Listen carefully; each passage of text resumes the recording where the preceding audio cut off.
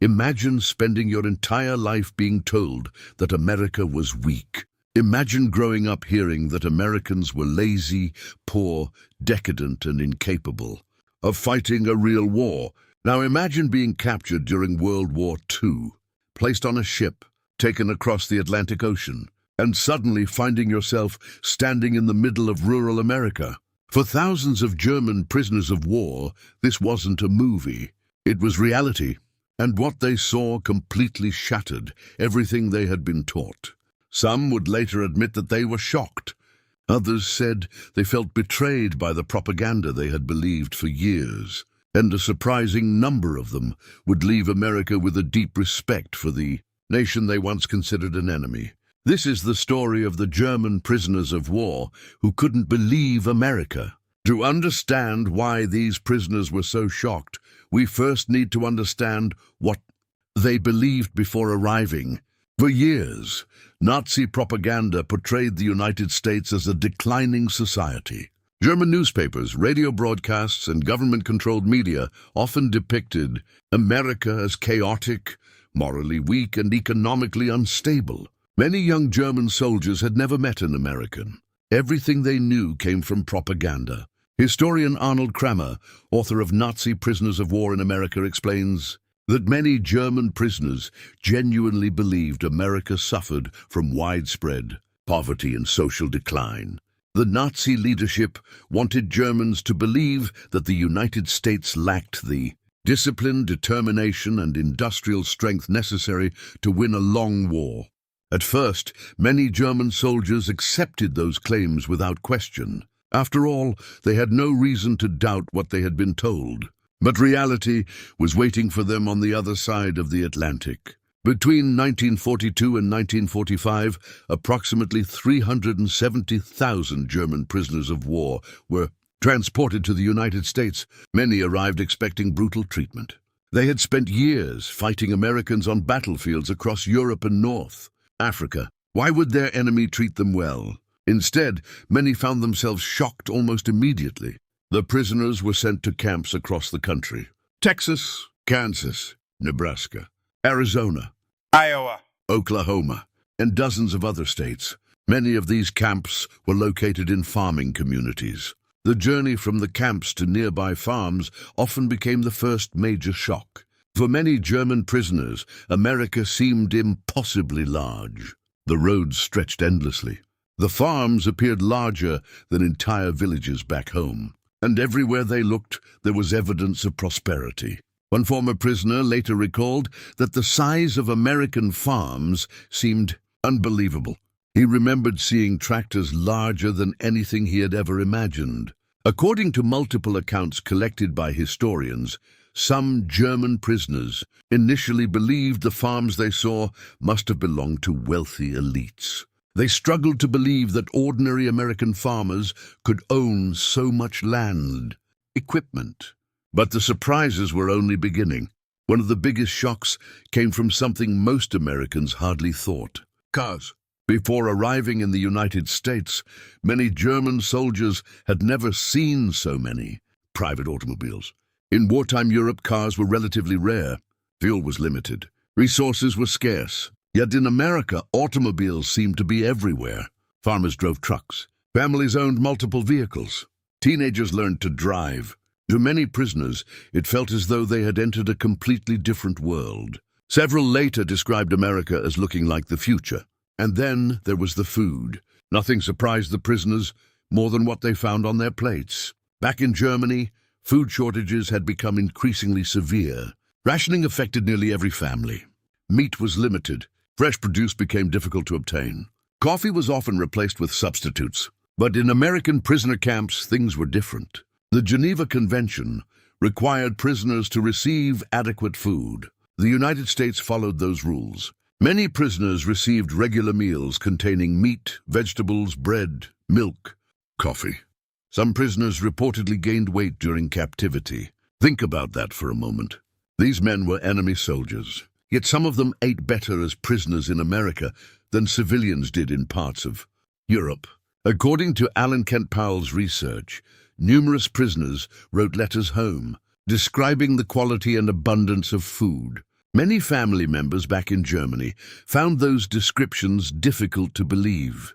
How could enemy soldiers be treated this well? For many prisoners, this was the first major crack in the propaganda they had. Up believing. But food wasn't the only thing changing their perspective. The more they observed American society, the more questions they began asking.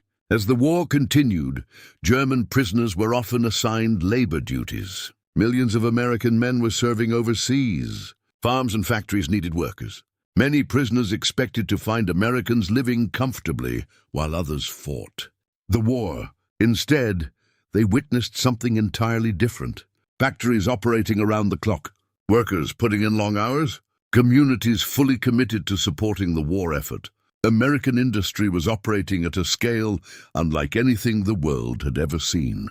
Historian Adam Tooze, in The Wages of Destruction, explains that America's industrial output eventually surpassed anything Germany could realistically against. The numbers were staggering. During World War II, the United States produced more than 300,000 military, more than 80,000 tanks, thousands of naval vessels, millions of rifles, machine guns, and artillery shells. Entire factories could switch production almost overnight. Companies that once manufactured consumer products suddenly produced military equipment. Automobile factories built tanks. Industrial plants built bombers. Assembly lines never seemed to stop. Many German prisoners saw this firsthand. Some worked near transportation hubs. Others observed endless trains carrying military equipment.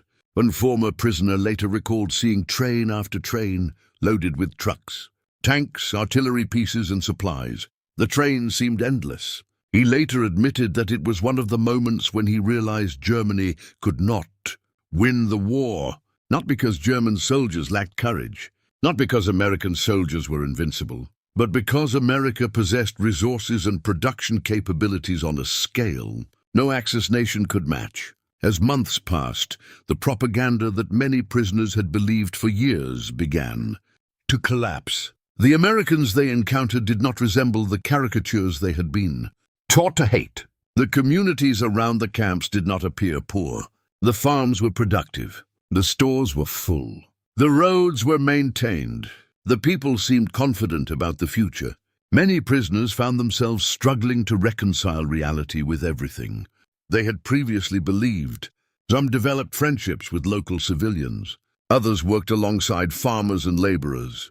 Several prisoners later described being surprised by how ordinary Americans. Not everyone was friendly, of course. Many Americans had lost loved ones during the war. Some had sons, brothers, or husbands fighting overseas. Yet despite this, many civilians treated prisoners fairly. In some communities, farmers shared meals with workers. Conversations developed. Stories were exchanged. For many prisoners, these experiences challenged years of anti-American. The United States government also introduced educational programs inside. Historian Ron Robin discusses these efforts in The Barbed-Wire College. These programs exposed prisoners to books, newspapers, films, and ideas they had never previously encountered. The goal was not simply to imprison enemy soldiers. The goal was to expose them to democratic principles and alternative viewpoints. Not every prisoner changed his beliefs. Some remained loyal to Nazi ideology until the very end, but many others began questioning everything they thought they knew. Then came the end of the war. Germany surrendered in May 1945. The conflict that had consumed Europe was finally over. For many prisoners, returning home became a complicated emotional experience. The Germany they returned to was devastated. Cities lay in ruins. Factories had been destroyed. Transportation systems had collapsed. Millions of people faced hunger and uncertainty. For years, these prisoners had lived in one of the world's most prosperous. Now they were returning to a country struggling to rebuild from catastrophe. The contrast was impossible to ignore. Some former prisoners later admitted that America had changed their understanding of the world. Others maintained friendships with Americans they had met during captivity. A number eventually returned to the United States. Some became American citizens. Some started businesses. Others raised families and built entirely new lives. Perhaps the most remarkable part of this story is that many of these men had once fought against the very country they later came to admire. Their experiences became powerful examples of reconciliation after one of history's most destructive wars. Today, it can be difficult to understand just how extraordinary America appeared to outsiders during the 1940s. To many German prisoners arriving from a continent devastated by war, America represented something unique, not just military strength, not just economic power, but opportunity. A place where farms stretched to the horizon, factories operated day and night, and ordinary families enjoyed a standard of living that seemed almost impossible by wartime European standards. The story of German prisoners in America is not really about prison camps. It is about perception. It is about what happens when propaganda collides with reality. These soldiers arrived believing America was weak. What they discovered instead was a nation powered by industry, agriculture, innovation and determination. The tanks helped win the war. The ships helped win the war. The aircraft helped win the war. But behind every tank stood a factory. Behind every factory stood workers. And behind those workers stood a nation capable of producing on a scale the world had never witnessed before. For thousands of German prisoners, that realization changed everything. Because sometimes the most powerful weapon in a war is not a rifle. It's a country filled with people willing to work, innovate, and build on a scale their enemies cannot match. And for many German prisoners who arrived in America during World War II, that was the lesson they never forgot. Thank you for watching War Stories Daily. If you enjoy real war stories, forgotten heroes, and history worth remembering, make sure to subscribe and join us for the next story.